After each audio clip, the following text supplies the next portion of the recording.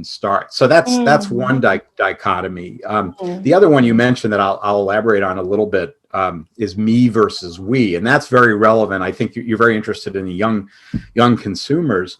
What I mean there is that, you know, in the old days when I was their age, back in the last century, it was all about do your own thing and be an individual and all that stuff. Now, whether we actually did that is debatable. But today there is really the boundary between myself and, especially, for example, my data privacy and we, that is the community that I'm immersed in. Those boundaries are very, very low now.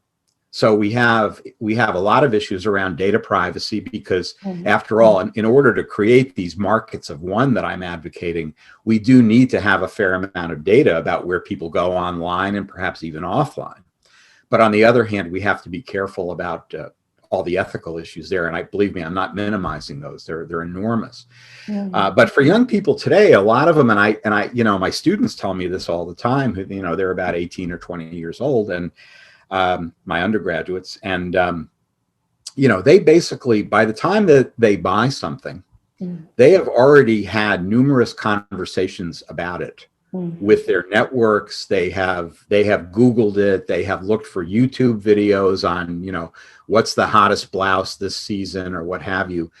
And so, ironically, although the internet was supposed to make our lives easier, we find that, or at least it seems that people, especially young people, are working a lot harder to get feedback from their networks before they buy. And most retailers don't understand this. Google understands it. Google talks about the ZMOT, the zero moment of truth, when the person makes that decision. And what we find is that that's actually coming much later in the process, after people have done all this reviewing and so on.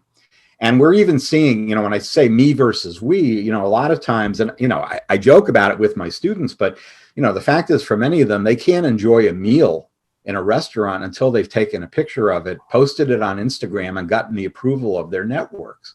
Yeah. And the same is true for an outfit that they might wear on a date Saturday night. I've seen instances where people post their picture and have their network vote up or down. Is that a good outfit to wear on my date? And so we're making choices by committee, and ironically, it's starting to look more like what we see in business to business situations, where more than one person is involved. You know, a buying center where maybe a group of people representing different factions in the company jointly decide on, say, a new computer system for the company.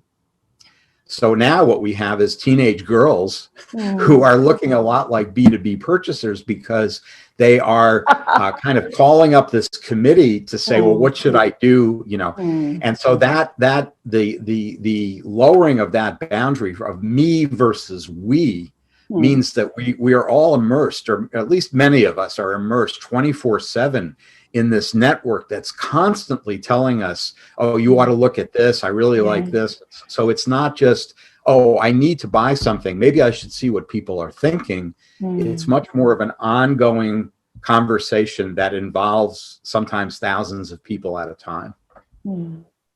So the marketer is not talking to one individual, even if they think that, you know, they're customizing and personalizing. They're talking to a network. You know, they're talking to a network, and they're talking to a network where some people are more influential than others, and that's why we have this explosion in so-called influencer marketing. What these influencers are, they're people in our networks that we trust to filter out all of this enormous amount of information we have about. I mean, if you want to buy a red lipstick, there's no such thing, right? There's probably thousands of shades of red lipsticks. And so we're relying on these people in our networks to just be the gatekeepers and to narrow down those choices. But in order to do that, we have to trust them. So the marketers need to identify who the final purchaser is listening to, because I can assure you it's not the company, it's the people in that network. Yeah. So it's very, very humbling for the companies as well. It's a very humbling thing, no? The power equation is completely changed. Yeah. It's humbling for traditional companies that are threatened by letting consumers into the process. And ironically, the worst offender is not a traditional company; it's Apple. Apple is famous for not letting